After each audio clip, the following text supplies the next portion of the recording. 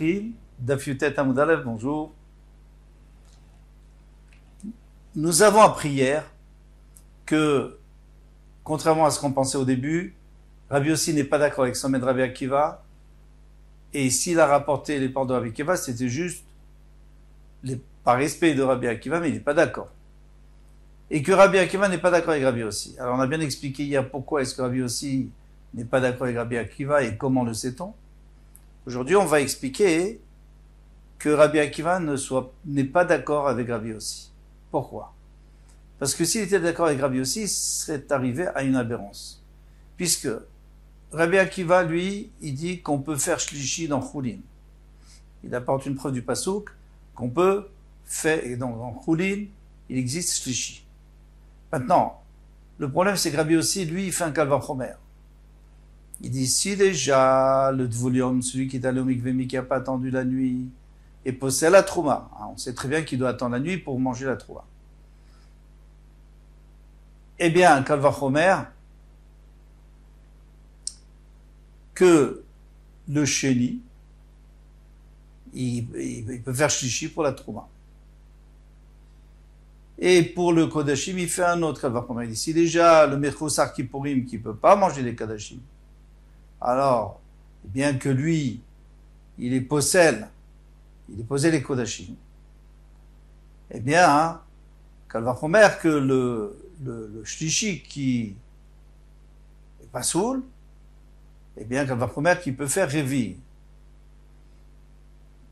Il peut faire révi. Donc maintenant, si on veut utiliser ces calva chomer pour Rabbi Akiva, on a un problème. Parce qu'il va arriver à révi pour puisque lui part de shlishi pour le choulin, révi pour la trouma, et chamishi pour le kodesh. Et ça, on n'a jamais vu, comme on va le voir tout de suite.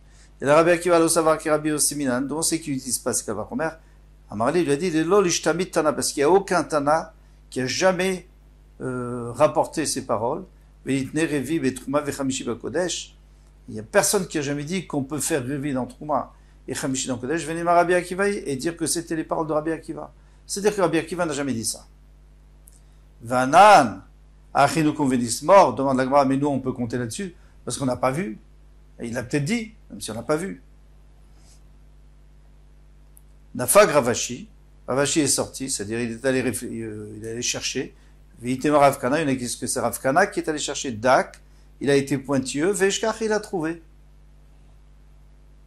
Il a trouvé une Mishnah pour dire qui parle de Rabbi Akiva. Hadetnan. Il y a une Mishnah qui dit Akeli mitzaref et mashebetocho. Alors j'ai un grand Keli, en l'occurrence c'est un pétrin qui est très large. D'un côté j'ai de la nourriture et de l'autre côté j'ai de la nourriture, mais elle ne se touche pas.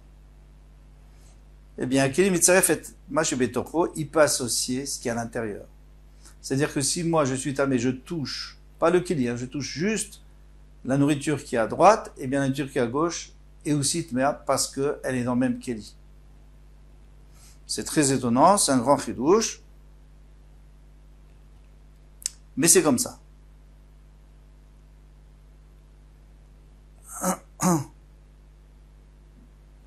Et c'est pas du tout parce que le Keli les a rendu tamé. Alors, les kodesh, ça c'est seulement pour les kodesh. Si les deux nourritures font partie de kodesh, la viande de kodesh ici, la viande de kodesh là-bas, avalol et trouma, mais pas si c'est la trouma. Vers Revi be kodesh pasoul, le numéro 4, c'est-à-dire le 4e degré de touma, be kodesh pasoul, il est pasoul, c'est-à-dire que c'est la fin. Il n'y a pas de chamishi. Vers shlishi be trouma. Et la trouma, ça s'arrête à shlishi. Ça c'est clair. Pour l'instant, on ne sait pas qui est l'auteur de cette Mishnah. On va voir que c'est Rabbi Akiva.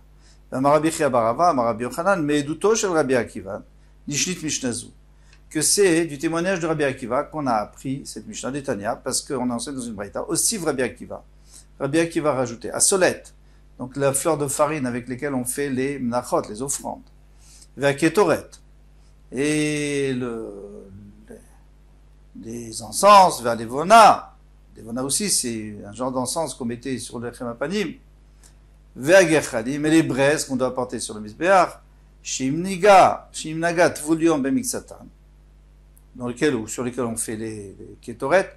Si un tvulium, donc quelqu'un qui était tamé, il est allé au mikvé, mais la nuit n'est pas encore tombée, et il a touché une partie, Passel et Tkulan, il a été possède tous.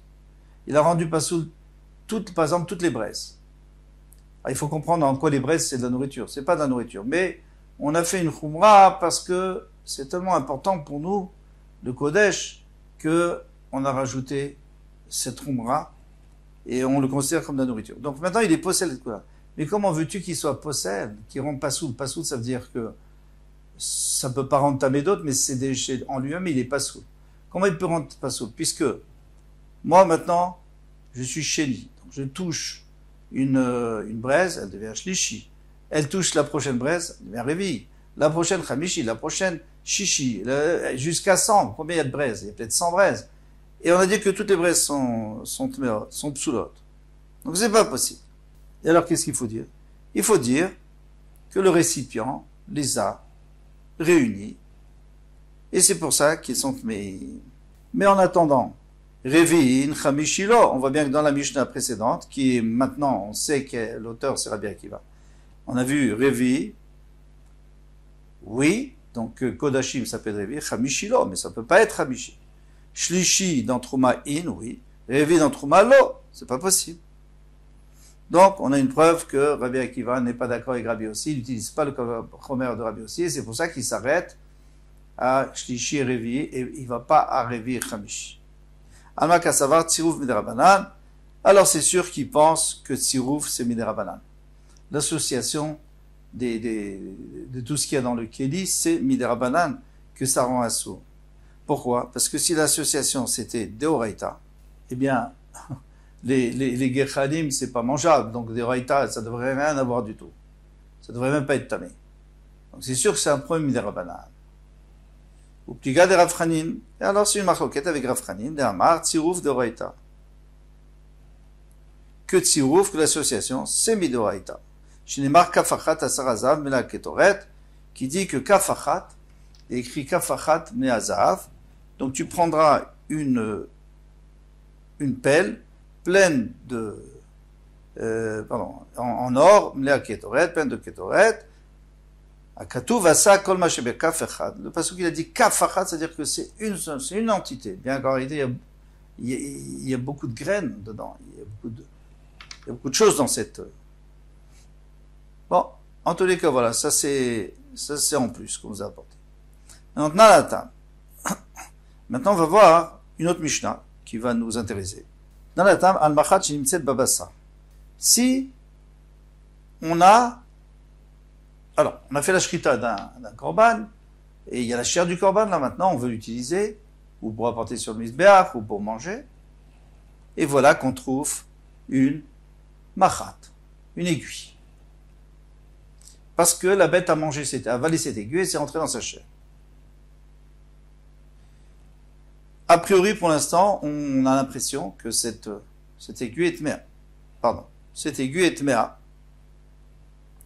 Chez Asakin Vayadaim Teorot, eh bien le couteau avec lequel tu as coupé le couteau qui a touché cette aiguille, il reste à or. Vayadaim, et les mains du Kohen qui ont touché l'aiguille aussi, qui l'ont enlevé par exemple, Teorot, ils sont encore Teorot.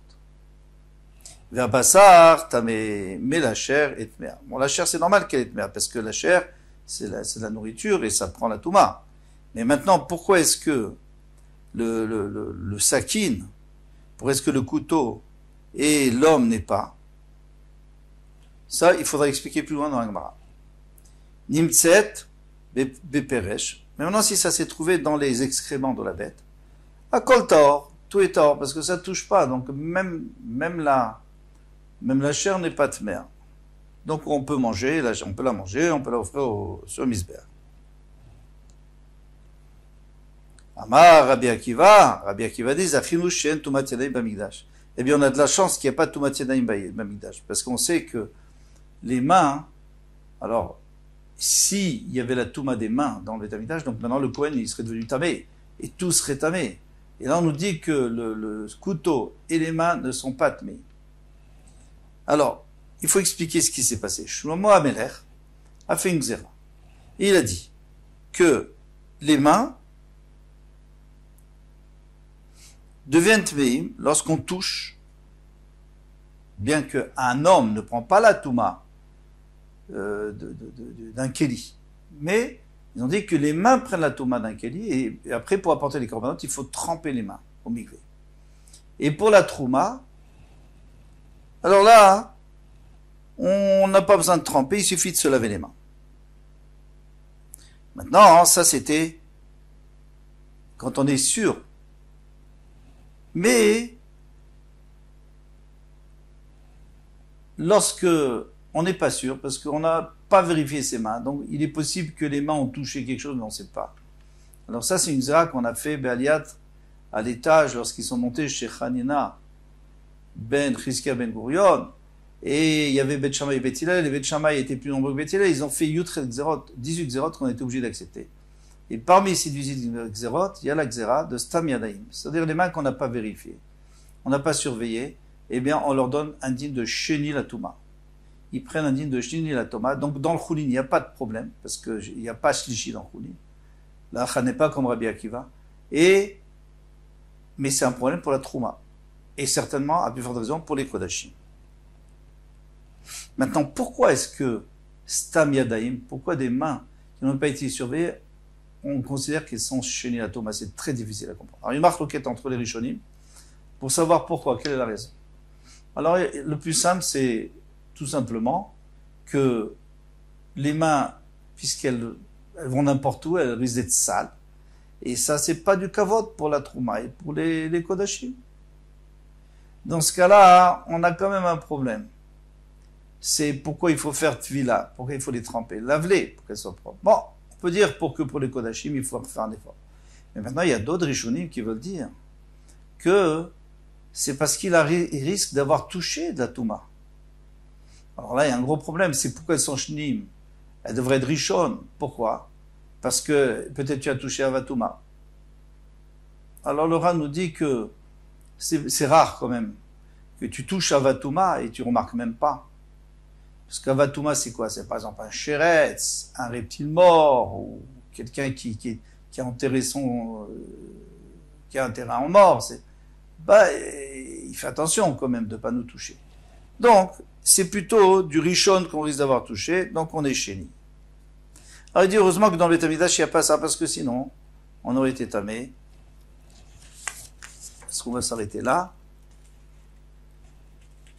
Oui, on peut s'arrêter là. Kol Tov, à demain, Bezrat Hashem.